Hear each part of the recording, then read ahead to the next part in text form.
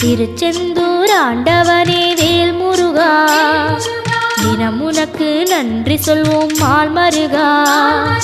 திருவடியில் தவம் இருப்போம் திருமுருகா, தீப்பெழுது நலமெனவே வடிவழகா.